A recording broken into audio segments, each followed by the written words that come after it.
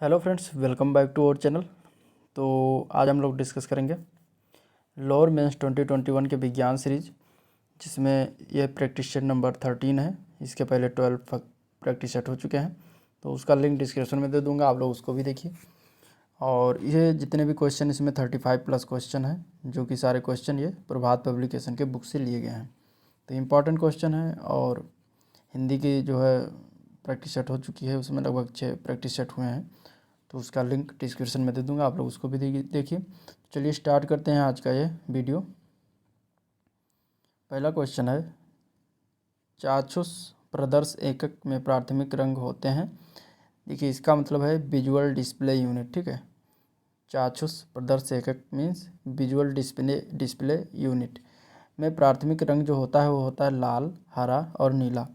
ठीक है, तो आंसर इसका बी पार्ट सही हो जाएगा, लाल, हरा और नीला होता है।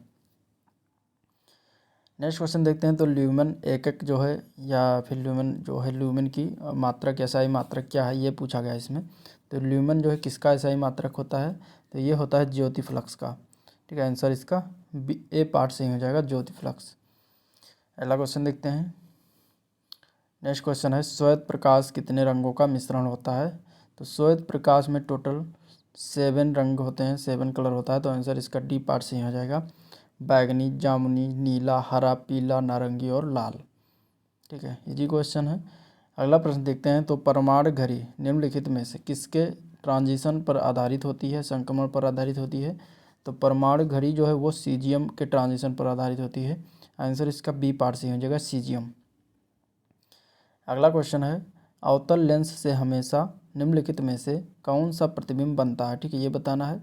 देखिए, अवतल लेंस से जो है हमेशा प्रतिबिंब जो बनेगा वो वस्तु की ओर, लेंस तथा फोकस के बीच बनता है, और यह जो है आभासी, सीधा और वस्तु से छोटा होता है, तो आंसर इसका बी पार्ट सही हो जाएगा। ठीक है, आभासी और सीधा।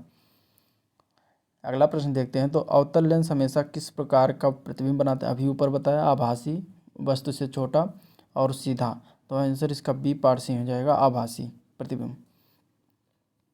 नेक्स्ट क्वेश्चन देखते हैं। तो किसी वस्तु का आवर्धित और आभासी प्रतिबिंब प्राप्त करने के लिए प्रयोग किया जाता है, किसका प्रयोग किया जाता है। तो देखिए, इसका अवतल दर्पण का प्रयोग किया जाता है। ठीक है, आंसर इसका सी पार्ट से हो जाएगा, अवतल दर्पण, कॉनकेव मिरर जिसको कहते हैं इंग्लिश में। अगला प्रश्न देखते हैं। निम्नलिखित में से कौन सा सदा उस वक्त वस्तु की छोटी छवि बनाएगा जो उसके सामने रखी जाए, यानी कि इसमें से बताना है कि कौन सा है लेंस या दर्पण जो कि वस्तु से छोटा बनाएगा उसका प्रतिबिंब। इसका आंसर हो जाएगा उत्तल दर्पण, कॉन्वेक्स मिरर हो जाएगा, बी पार्ट। ठीक है, किसी वस्तु का उत्तल दर्पण में बना प्रतिबिंब सदैव वस्तु से छोटा, सीधा और आभासी होता है। ठीक है, इसके द्वारा काफ़ी बड़े क्षेत्र की वस्तुओं को प्रतिबिंब के एक छोटे से क्षेत्र में बन जाता है। नेक्स्ट क्वेश्चन है, परिदर्शी यानी कि पेरिस्कोप किस सिद्धांत पर काम करता है। देखिए, पेरिस्कोप जो होता है वो काम करता है परावर्तन के सिद्धांत पर। ठीक है, आंसर इसका डी पार्ट से हो जाएगा, परावर्तन।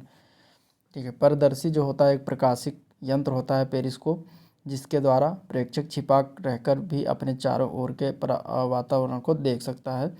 इसका उपयोग खासकर पनडुब्बी, युद्धपोत में छिपे सैनिकों द्वारा लक्ष्य को देखने के लिए किया जाता है। ठीक है, तो आंसर इसका डी पार्ट सी हो जाएगा, परावर्तन। नेक्स्ट क्वेश्चन है, प्रकाशीय फाइबर किस सिद्धांत पर कार्य करता है।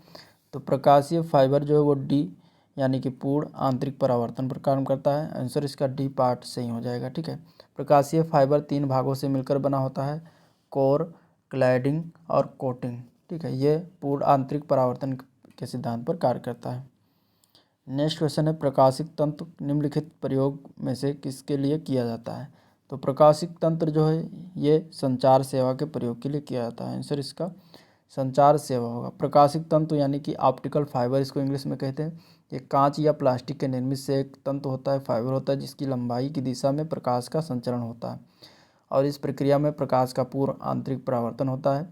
आजकल संचार में इसका खूब प्रयोग हो रहा है। ठीक है, क्योंकि इनकी सहायता से सिग्नलों को अधिक दूरी तक बिना परिवर्तित किए ले जाया सकता है, तो आंसर इसका डी पार्ट सही हो जाएगा। अगला प्रश्न है अंतर्दर्शी एक ऐसा यंत्र है, अंतर्दर्शी मीन्स इंडोस्कोप, ठीक है, जो अमाशय के अल्सरों का पता लगाने के लिए प्रयुक्त किया जाता है।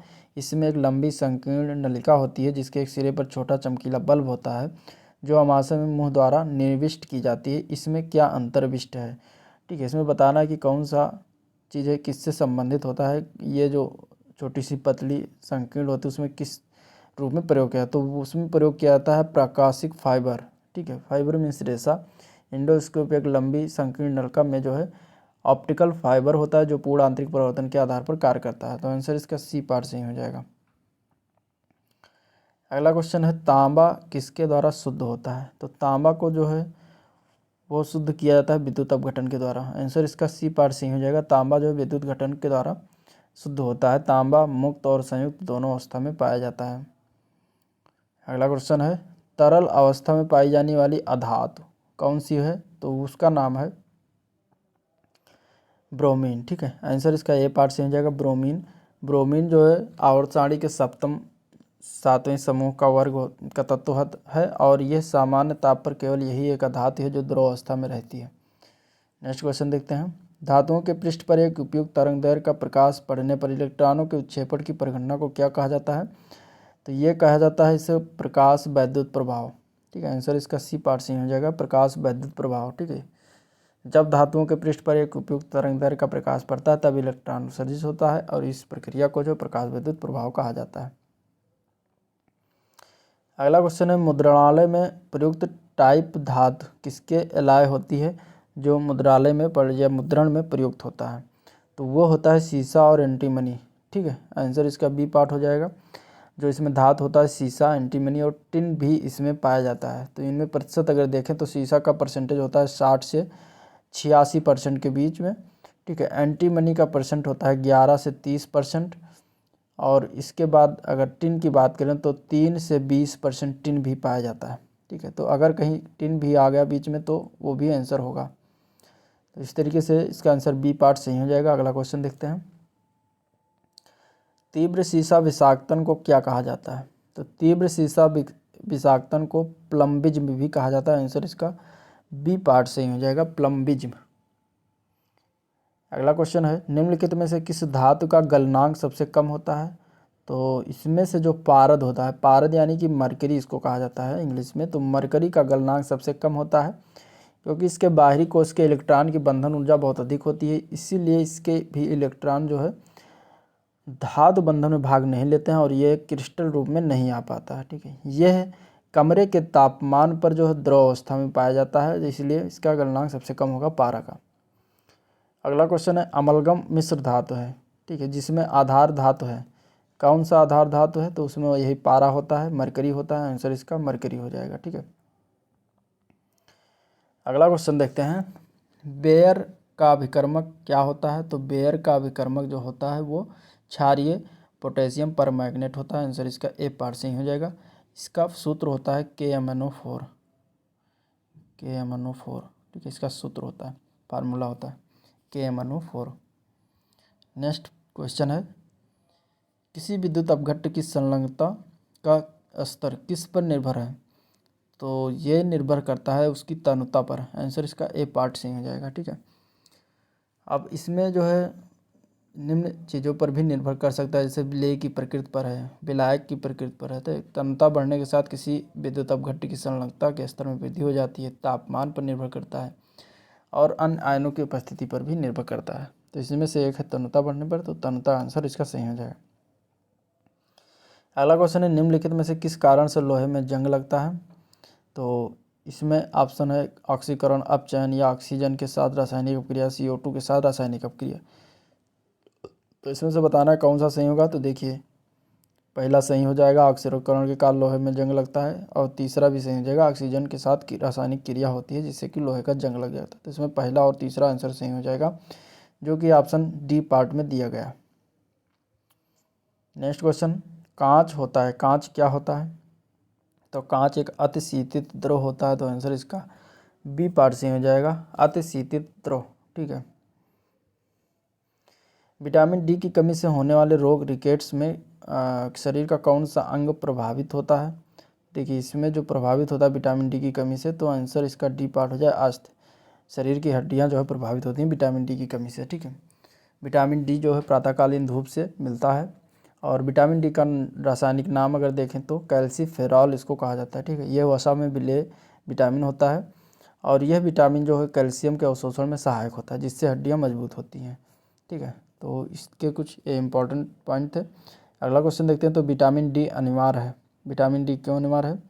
तो विटामिन डी भोजन से कैल्शियम अवशोषण के लिए अनिवार्य होता है। आंसर इसका सी पार्ट से हो जाएगा। यह कैल्शियम का अवशोषण करता है जिससे कि हड्डियाँ मजबूत होती हैं। अगला क्वेश्चन फिर विटामिन से है। विटामिन हमारे शरीर में सबसे अधिक तीव्रता से बनता है। कौन सा विटामिन बनता है यह बताना है।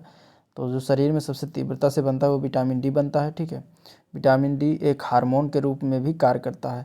तो ये भी पूछा जा सकता है एग्जाम में कि कौन सा विटामिन जो हार्मोन के रूप में कार्य करता है, तो वो है विटामिन डी। ठीक है, और इसका कार्य जो होता है वो भोजन से कैल्शियम और फास्फोरस का अवशोषण करना। अगला प्रश्न देखते हैं। तो विटामिन B12 में कोबाल्ट की मौजूदगी को सर्वप्रथम किसके द्वारा सिद्ध किया गया था? तो ये सिद्ध किया गया था सोडियम नाइट्रोप्रोसाइड परीक्षण द्वारा। ठीक है, आंसर इसका बी पार्ट से ही हो जाएगा। सोडियम नाइट्रोप्रोसाइड परीक्षण द्वारा विटामिन B12 में कोबाल्ट की मौजूदगी को सिद्ध किया जाता है। ठीक है, किया गया था। तो विटामिन B12 में कोबाल्ट पाया जाता है, ये भी क्वेश्चन पूछा जा सकता है। नेक्स्ट क्वेश्चन है औषधियों का और उनके कार्य का अध्ययन क्या कहलाता है? तो औषधि और उनके कार्य का अध्ययन जो होता है वो औषधि विज्ञान कहलाता है। आंसर इसका हो जाएगा सी पार्ट। ठीक है, फार्माकोलॉजी इसको इंग्लिश में कहा जाता है, फार्माकोलॉजी। अगला क्वेश्चन देखते हैं। तंबाकू में निम्नलिखित क्या पाया जाता है? तो तंबाकू में देखिए निकोटीन होता है, ये पार्ट इसका सही हो जाएगा। अगला क्वेश्चन देख लेते हैं। लोहे की कमी से कौन सा रोग होता है? तो लोहे की कमी से जो है देखिए पोलियो, रिकेट्स, स्कर्वी ये सब नहीं होते। एक गायटर रोग होता है, ये भी होता है लोहे की कमी से ही। ठीक है, चूँकि लोहे की कमी से जो है प्रत्यक्ष या अप्रत्यक्ष रूप से थायराइड ग्रंथि की क्रिया प्रभावित होती है। शरीर में लोहे की कमी अगर होता है तो एनीमिया रोग होता है खासकर, लेकिन इसके अतिरिक्त गायटर के लिए भी यही जिम्मेदार होता है लोहा। तो आंसर इसका डी पार्ट हो जाएगा। अगर तुम्हें ऑप्शन में एनीमिया नहीं मिलता है, गायटर मिल जा रहा है, तो गायटर ही आंसर इसका सही हो जाएगा। अगला क्वेश्चन है वो धातु कौन सी है जो विटामिन B12 के लिए घटक होती है? तो वो है कोबाल्ट। विटामिन B12 में कोबाल्ट पाया जाता है। आंसर इसका डी पार्ट से हो जाएगा, कोबाल्ट। ठीक है, इसका रासायनिक नाम अगर देखें तो साइनोकोबालामिन होता है और इसके स्रोत जो है मांस, मछली, जिगर, अंडा, दूध इन सारों में पाया जाता है। और इसका काम जो होता है वो वृद्धि, लाल रुधिराणुओं का निर्माण एवं न्यूक्लिक अम्ल का संश्लेषण करना। ठीक है, इसकी कमी से रक्त क्षीणता या रक्ताल्पता तंत्रिका तंत्र में गड़बड़ी हो जाती है। तो आंसर इसका डी पार्ट से हो जाएगा।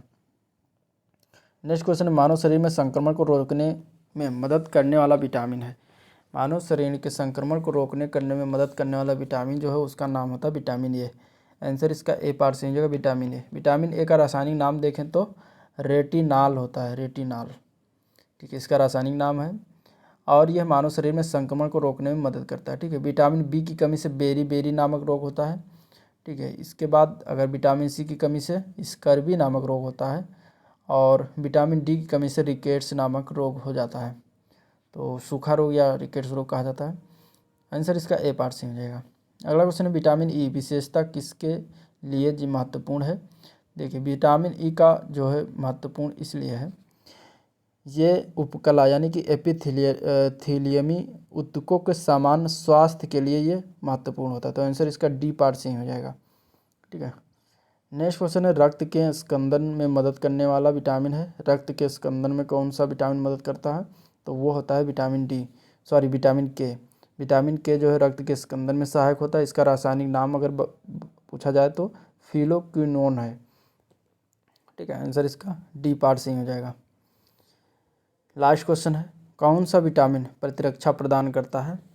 तो वो प्रदान करता है विटामिन ए। ठीक है, अभी ऊपर मैंने बताया विटामिन ए जो है प्रतिरक्षा या संक्रमण से बचाता है। ठीक है, विटामिन ए का प्रमुख कार्य जो होता है वो विजुअल पिगमेंट्स के संश्लेषण में भाग लेना होता है। ठीक है, और इसके अतिरिक्त यह शरीर की कोशिकाओं, विशेषता एपिथेलियमी कोशिकाओं में प्रोटीन संश्लेषण, हड्डियों और शरीर में वृद्धि, जनन क्षमता, कार्बोहाइड्रेट उपापचय आदि के लिए भी आवश्यक होता है।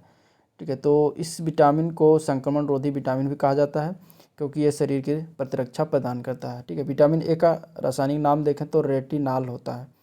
तो ये था आज का ओवरऑल सेशन, जो महत्वपूर्ण क्वेश्चन थे उसका डिस्कशन किया गया और अगर वीडियो पसंद आए तो लाइक करिएगा, चैनल को भी सब्सक्राइब कर लीजिएगा, साथ में बेल आइकन भी प्रेस कर दीजिएगा, जिससे कि नया वीडियो अपलोड हो तुरंत आपको प्राप्त हो सके।